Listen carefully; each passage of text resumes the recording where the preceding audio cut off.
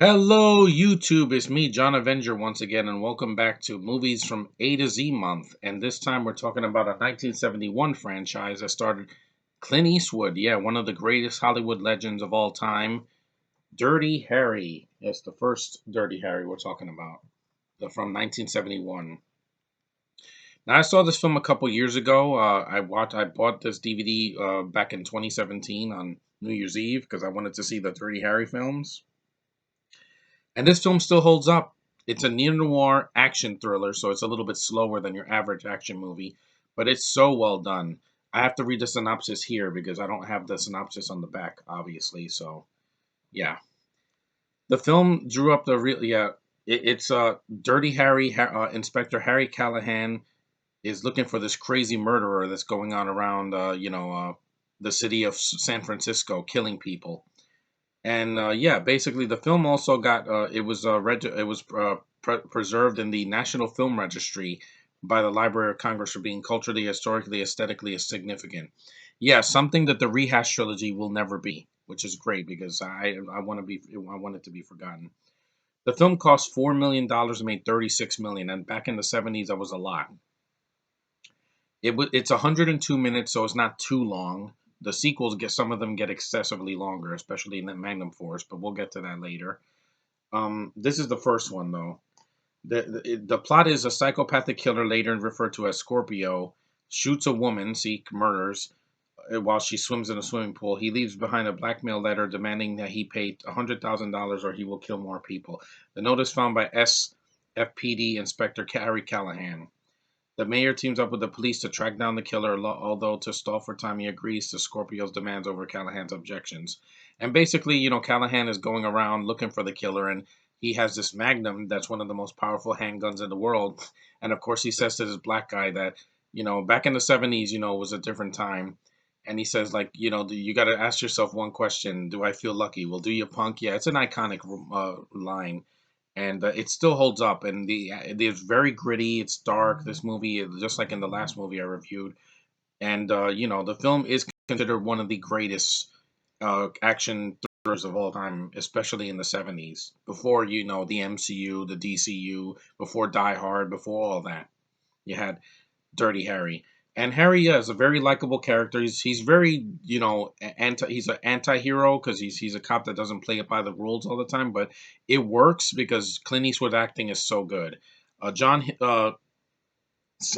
was the director of the first one? Uh, what's his name? No, Don Siegel directed the first movie. He did a great job. John Stickle did one of the other sequels, and the film looks great. There's no CG. It's all practical locations, blood, weapons, everything. It's just well done. You also have Andy Robinson in the movie. He's I think his partner. Oh no, and then you have Harry Gardino as I think the police chief. He's also in one of the sequels. You have no Scorpio. Yeah, the guy is pretty creepy. Andy Robinson. He's blonde. He has really creepy eyes. And there's a scene where he's on a school bus full of children, telling them to sing and hitting them if they don't. Again, guys, a different time. They would not do this movie today. Yeah, Harry Gardino is Lieutenant Al Bressler, and then Rennie Santoni is Inspector Chico Gonzalez. Yeah, Hispanic. You also have John Vernon, from Ernest Goes to Camp and Killer Clowns from Outer Space, a Canadian actor. I miss him. You have John Larch as the chief of police. You have John Mitchum, the brother of Robert Mitchum. If you've seen old movies like I have, because I've seen a lot of movies, he's Inspector Frank Giorgio. And yeah, the film doesn't have a main female protagonist. That doesn't happen until The Enforcer, which I'll review next time as the letter E. The word "the" doesn't count, by the way. The word "the" is excluded as a letter because I'm counting the main letter. This one is D, so it's Dirty Harry. And yeah, and I'm not reviewing the Deadpool because I don't own it, and I'm gonna review it some other time. But yeah, the film was a massive hit. There was some controversy, but let's face it, every film has controversy. Yeah, whatever. Anyway, yeah, it says here, sparking debate over issues ranging from police brutality to victims' rights and the nature of law enforcement. It's a freaking movie, guys. Get over yourselves. Everything is a freaking movie. Unless it's a documentary that really happened, you shouldn't be upset. unless it's something racist or something. But it's a freaking movie. Get over it. With Black Widow, I don't want to hear anything. Oh, it's a feminist movie where Black Widow is perfect and nothing happens to her. Did you see the trailer? Yeah, there are going to be problems, but she will not be one of them. Yeah, feminists in particular were outraged by the film. They get butthurt over everything. They get butthurt when male leads, headline movies and they don't. And I'm like, yeah, they can suck it. After what's happened this year, they can suck it. And at the 44th Academy Award, they protested outside the Chandler Pavilion, holding up banners which read, "Dirty Harry's a rotten pig." It's a freaking movie. It's not real. I don't know why people don't get that. You know why I hated Rise of Skywalker? Because it's a freaking movie that should not exist. That's why. It's not like this cultural thing. No, because it didn't make the impact that they wanted it to. This movie did, and it did it on a low budget without any CG and a low running time. It was not 2 hour and 2.5 hours. A generation later, Dirty Harry is now considered one of the best films of 1971, and it got an 89% on Rotten Tomatoes because it's great. It holds up. The story's interesting. It's dark and gritty. It's not a yuck yuck yuck, action comedy like we have now. And in 2014, Time Out said that Dirty Harry was listed number 78 place in that poll. That's awesome.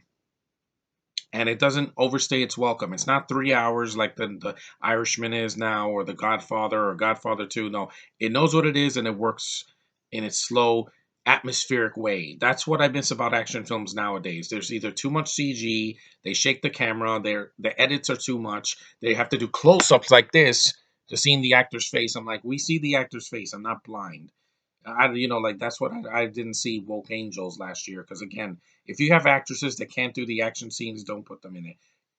With Clint Eastwood can, because he's a director, writer, and a freaking producer and an actor that knows what he's doing. He's a legend for a reason, guys. See his films, trust me. So yeah, the first Dirty Harry it still holds up, and the ending is satisfying. Harry gets the villain, and he asks him the same thing, and he throws his badge in the water. I think that's in the first one, yeah. And it works because it's subtle. It's like the scene in Captain America Civil War when he drops a shield. It's powerful without saying any words. That's what you got to do now. Show, don't tell. But yeah, Dirty Harry's great. If you haven't seen it, watch it. It's an old film, so bear with me. It's not a fast paced action movie like some things, but it's worth your time. It's worth at least a rental online, or if you can watch it on Netflix or on Hulu or whatever. It's worth it. It's worth a watch. But thanks for watching, guys. Take care, and I'll see you guys in the next review.